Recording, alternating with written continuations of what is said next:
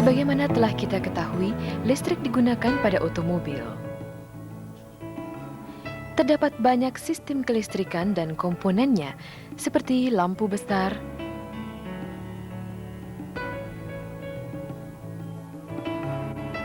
lampu kombinasi belakang, penghapus kaca, power window, audio, air conditioner, dan sebagainya.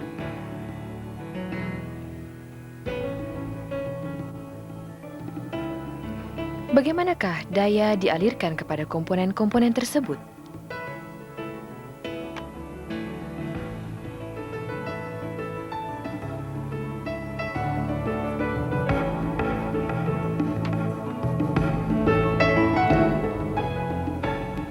Dalam video ini kita akan melihat hubungan antara sumber daya dan beban listrik. Prinsip pembangkitan listrik. Konstruksi dan cara kerja komponen utama sistem pengisian. Dan bagaimana cara mengatasi gangguan pada sistem.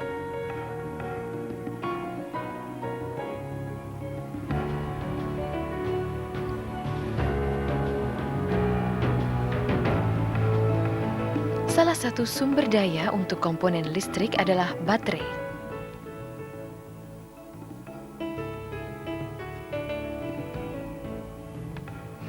Yang lainnya adalah alternator. Motor starter dan sistem pengapian adalah komponen kelistrikan untuk mesin bensin. Akan tetapi masih banyak lagi jenis komponen kelistrikan di bagian lain dari otomobil. Dari titik pandang sumber daya, peralatan tersebut termasuk dalam beban listrik. Kita mengetahui bahwa apabila kita menghubungkan beban listrik ke suatu daya, maka arus listrik akan mengalir. Apabila switch pengapian diputar ke posisi start, maka arus listrik mengalir dari baterai ke motor starter dan mesin hidup. Kemudian alternator mulai membangkitkan arus listrik dan arus listrik mengalir ke sistem pengapian. Pada saat yang sama, alternator mengirimkan arus listrik untuk mengisi baterai karena baterai mengalami pengosongan pada saat start.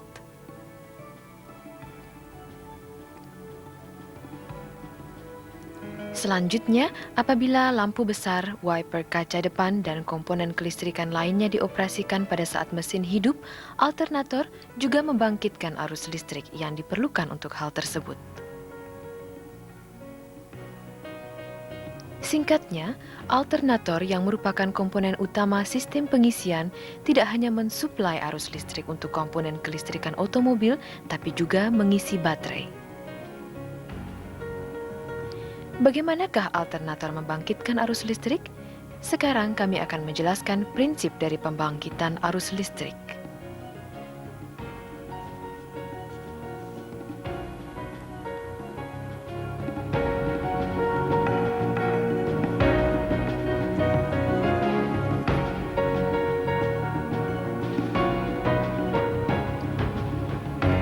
Di sini ada sebuah magnet dan sebuah kumparan kawat penghantar. Bila magnet dimasukkan ke dalam kumparan, maka jarum mikroammeter yang dihubungkan dengan kumparan akan bergerak. Bila dijauhkan dari kumparan, maka jarum akan bergerak lagi. Ini memperlihatkan bahwa kumparan membangkitkan arus listrik, dan bila magnet digerakkan lebih cepat lagi, maka arus listrik menjadi lebih kuat lagi. Magnet menghasilkan garis-garis gaya magnet yang membentang dari kutub utara ke kutub selatan. Hal ini membentuk sebuah medan magnet. Listrik dibangkitkan apabila kumparan memotong garis-garis gaya magnet. Hal ini disebut induksi elektromagnet.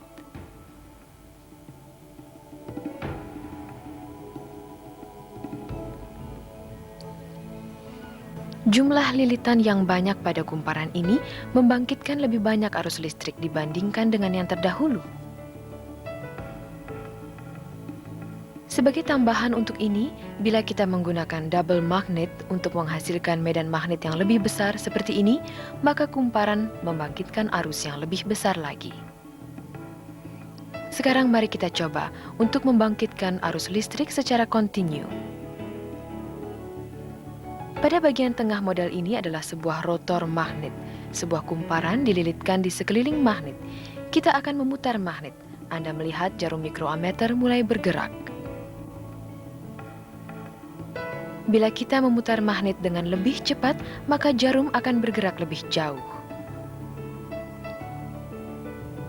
Pada saat kecepatan putaran magnet bertambah, yaitu pada saat kumparan memotong lebih banyak garis-garis gaya magnet, maka arus yang dibangkitkan lebih besar.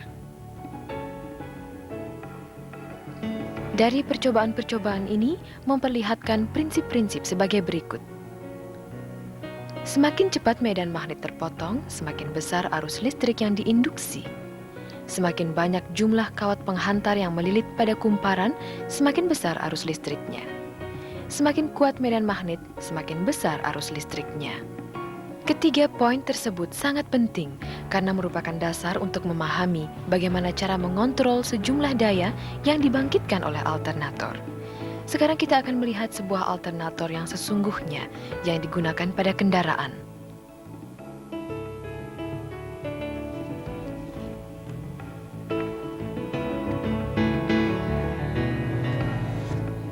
Kami akan menjelaskan bagaimana cara kerja alternator dengan tipe yang paling banyak digunakan, yaitu yang dilengkapi dengan sebuah IC regulator.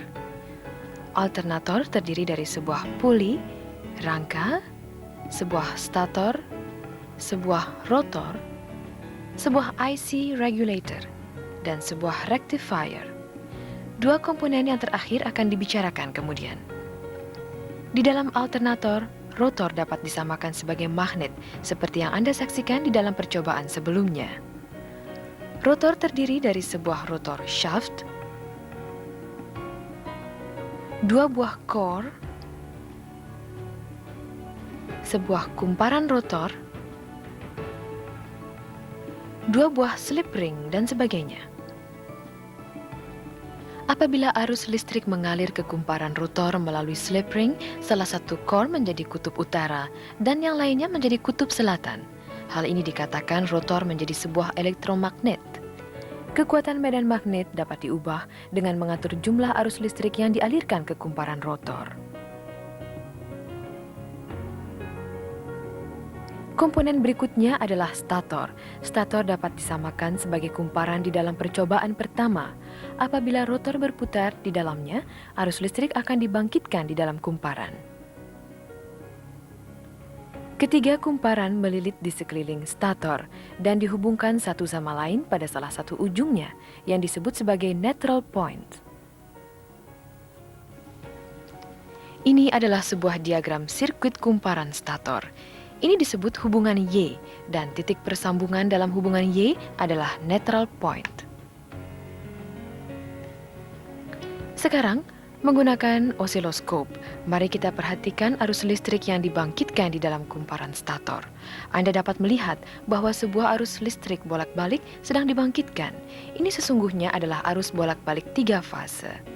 Hal ini sangat penting untuk diperhatikan bahwa arus listrik yang dibangkitkan dalam stator adalah arus bolak-balik, bukan arus searah. Ini berarti bahwa arus tersebut tidak dapat digunakan pada mobil sebagaimana adanya. Hal ini karena seluruh komponen kelistrikan di dalam sebuah otomobil bekerja dengan arus searah. Arus searah selalu diperlukan untuk mengisi baterai.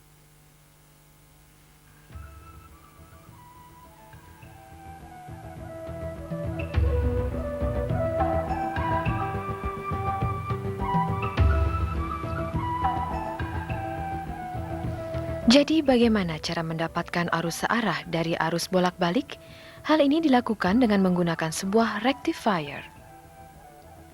Rectifier yaitu alat untuk mengubah AC menjadi DC, dipasangkan pada ujung belakang rangka alternator. Diagram sirkuit memperlihatkan bahwa rectifier terdiri dari beberapa diode yang menyebabkan arus mengalir hanya dalam satu arah. Sebelum kita lanjutkan, mari kita bicarakan prinsip penyearahan berdasarkan pada diagram sirkuit yang sederhana. Apabila terminal A alternator adalah positif dan terminal B adalah negatif, arus listrik akan mengalir seperti ini.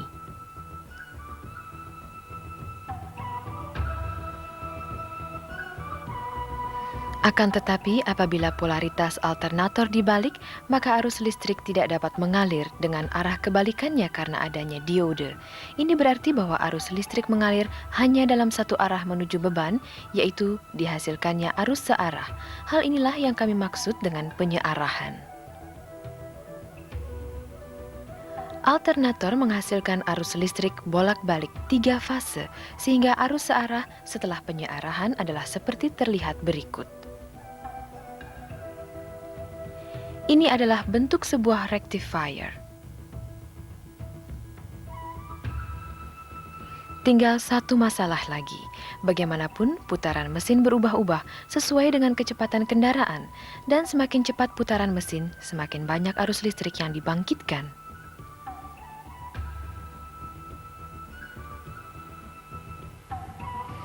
Komponen-komponen kelistrikan dan elektronik pada otomobil bagaimanapun hanya dapat bekerja dengan tingkat ketegangan tertentu. Sehingga bila tegangan terlalu tinggi dapat merusak komponen-komponen atau pengisian baterai berlebihan. Untuk mencegah hal ini, tegangan yang dihasilkan oleh alternator harus dijaga dalam rentang tertentu. Mari kita lihat pada regulator yang mengontrol tegangan yang dibangkitkan oleh alternator.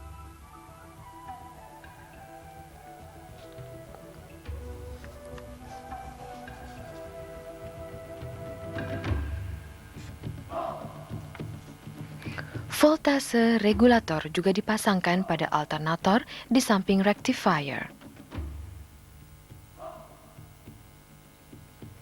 Konstruksi bagian dalamnya adalah seperti terlihat pada gambar, terdiri dari sebuah hybrid IC yang mempunyai sebuah monolithic integrated circuit atau MIC yang menyatu, transistor dan sebagainya. Harap diperhatikan bahwa regulator tipe ini sebenarnya tidak dapat dipisahkan. Sekarang kami akan menjelaskan bagaimana voltase regulator bekerja. Pertama, tegangan baterai diberikan ke kumparan rotor alternator, kemudian kecepatan putaran alternator bertambah secara bertahap. Mari kita ukur tegangan yang dihasilkan pada terminal B, yang merupakan terminal output alternator. Seperti yang dapat Anda saksikan, tegangan bertambah secara terus-menerus.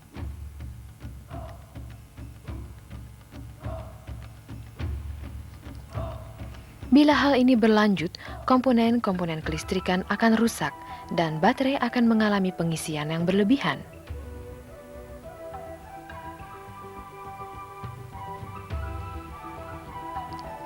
Sebagaimana yang telah kami jelaskan pada saat kita membicarakan tentang induksi arus listrik, ada 3 cara untuk merubah arus listrik yang dibangkitkan.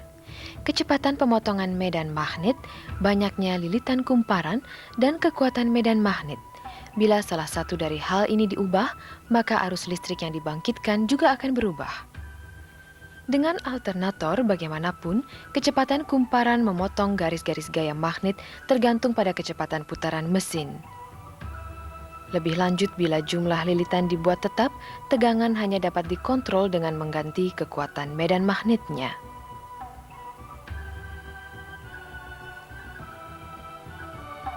Sekarang kita pasang sebuah variabel resistor di antara kumparan rotor dan baterai.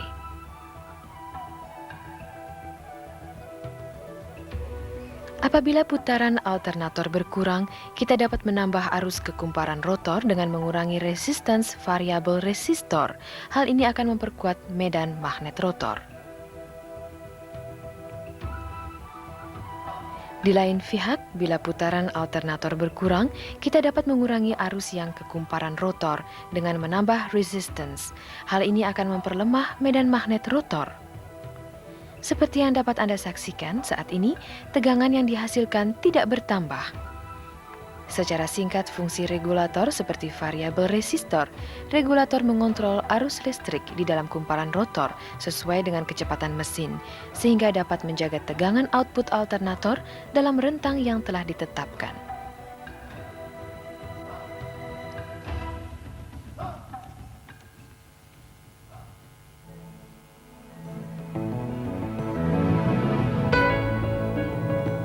Selanjutnya kami akan menjelaskan cara kerja sistem pengisian menggunakan diagram sirkuit dengan memusatkan khusus pada arus yang dibangkitkan oleh alternator dan dikontrol oleh regulator. Bila switch pengapian diputar on, arus dari baterai mengalir ke terminal IG.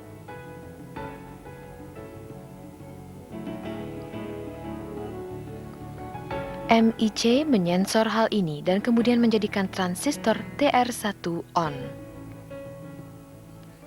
Akibatnya, arus dari baterai mengalir melalui terminal B ke kumparan rotor sehingga terjadi kemagnetan. Pada saat ini terjadi pengontrolan pengeluaran baterai. MIC mempertahankan arus yang ke kumparan rotor di bawah 0,2A dengan secara berulang-ulang membuat transistor TR1 on dan off. Arus belum dibangkitkan sehingga tidak ada tegangan pada terminal P. MIC menyensor hal ini dan menjadikan transistor TR2 off dan transistor TR3 on.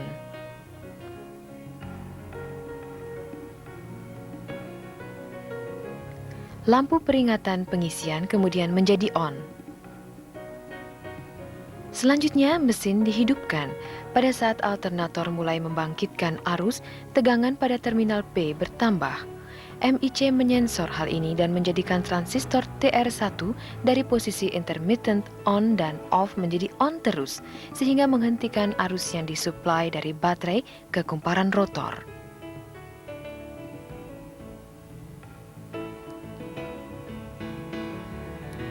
Di lain pihak, bila tegangan pada terminal P meningkat, MIC menjadikan transistor TR3 off dan transistor TR2 on.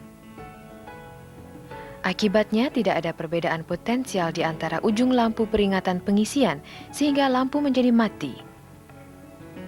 Ketika transistor TR1 on dan tegangan pada terminal S mencapai nilai standar, MIC menjadikan transistor TR1 off. Akibatnya arus yang ke kumparan rotor terputus dan tegangan pada terminal S turun hingga di bawah nilai standar. Dengan kata lain, tegangan dari arus yang dibangkitkan turun.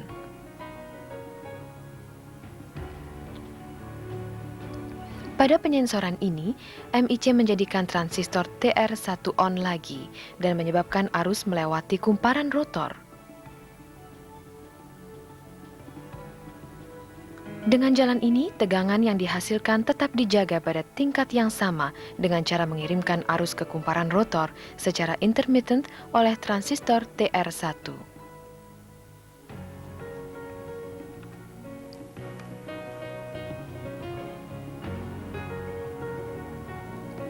Selanjutnya, untuk mengontrol tegangan, regulator juga mendeteksi kesalahan seperti yang terlihat di sini.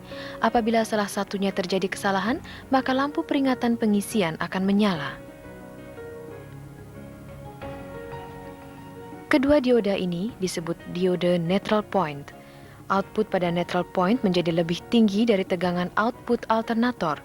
Diode ini menggunakan tegangan yang berlebihan ini untuk menaikkan output alternator sebesar 10 hingga 15%.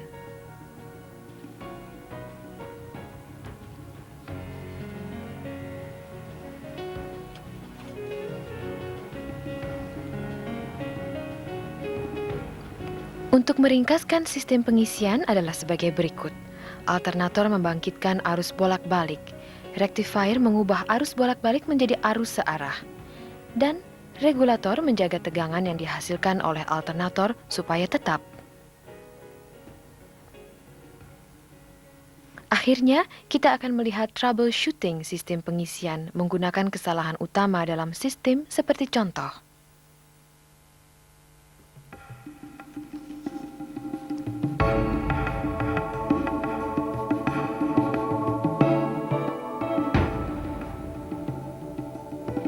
Salah satu kesalahan yang paling umum adalah baterai lemah. Bagaimanapun, baterai yang lemah tidak selalu disebabkan oleh kesalahan dalam sistem pengisian, bisa juga karena sebab lainnya.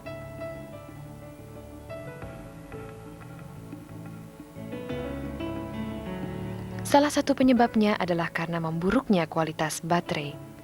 Yang lainnya adalah karena beban yang berlebihan. Dengan kata lain, kendaraan dilengkapi dengan komponen kelistrikan yang lebih banyak dari spesifikasi pabrik pembuatnya. Masalah yang lainnya yaitu baterai tidak dapat terisi dengan penuh karena kendaraan selalu dikendarai dalam jarak yang pendek. Anda harus memastikan hal-hal berikut ini sebelum melakukan pemeriksaan sistem pengisian. Apakah permukaan dan berat jenis elektrolit dari setiap sel baterai telah benar?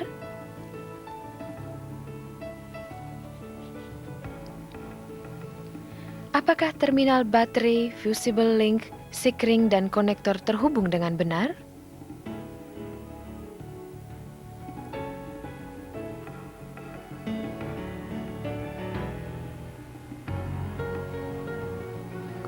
Anda juga perlu memeriksa apakah dipasang komponen kelistrikan tambahan dan bagaimana kendaraan digunakan. Setelah memeriksa masing-masing item, pastikanlah bahwa mereka berada dalam keadaan normal. Sekarang kita siap untuk memeriksa sistem pengisian itu sendiri.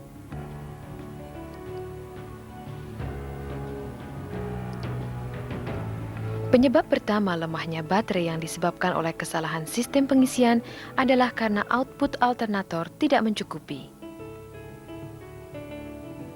Salah satu sebab output alternator tidak mencukupi adalah karena drive belt alternator slip. Bila belt slip, maka putaran alternator akan berkurang dan outputnya tidak akan mencukupi. Pertama, pastikan bahwa ketegangan belt telah benar dan tidak terdapat keausan yang berlebihan atau keretakan belt. Bila perlu, ganti atau setel belt. Keadaan yang lainnya adalah bila tegangan yang dibangkitkan lebih rendah dari normal.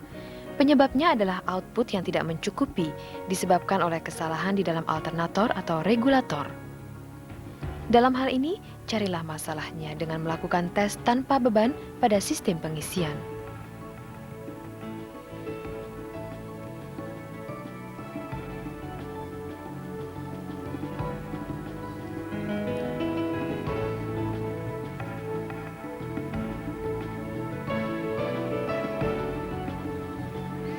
Bila di dalam tes ini tegangan yang dihasilkan lebih rendah dari normal, periksalah kembali hal tersebut dengan menghubungkan terminal F dengan massa untuk mendapatkan tegangan baterai langsung ke kumparan rotor.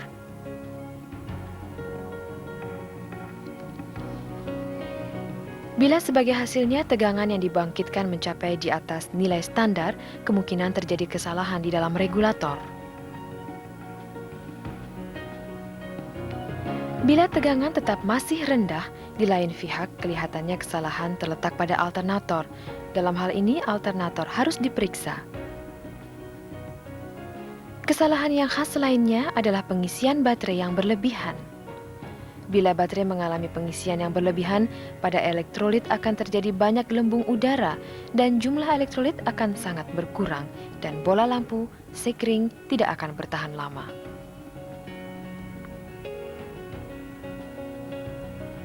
Hal ini mungkin disebabkan oleh tegangan yang berlebihan dari alternator.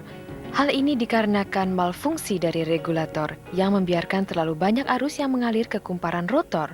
Anda juga dapat memeriksa hal ini dengan cara melakukan tes tanpa beban.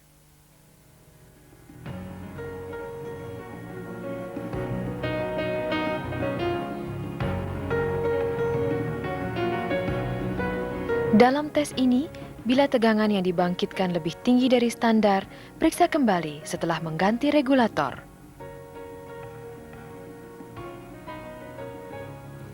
Bila seluruh tegangan yang dihasilkan oleh alternator berada dalam standar, Anda dapat meyakinkan ketentuan akhir dari kondisi sistem pengisian dengan melakukan tes dengan beban. Dalam tes dengan beban, bila kuat arus yang dibangkitkan oleh alternator adalah standar atau kurang, Anda dapat menganggap bahwa pada alternator terdapat kesalahan dan periksa atau perbaikilah alternator bila perlu. Untuk lebih jelasnya, Anda dapat melihat pada buku pedoman reparasi untuk mesin yang relevan, bagaimana cara melakukan tes dengan atau tanpa beban, dan bagaimana cara menentukan apakah sistem pengisian dalam keadaan normal atau tidak.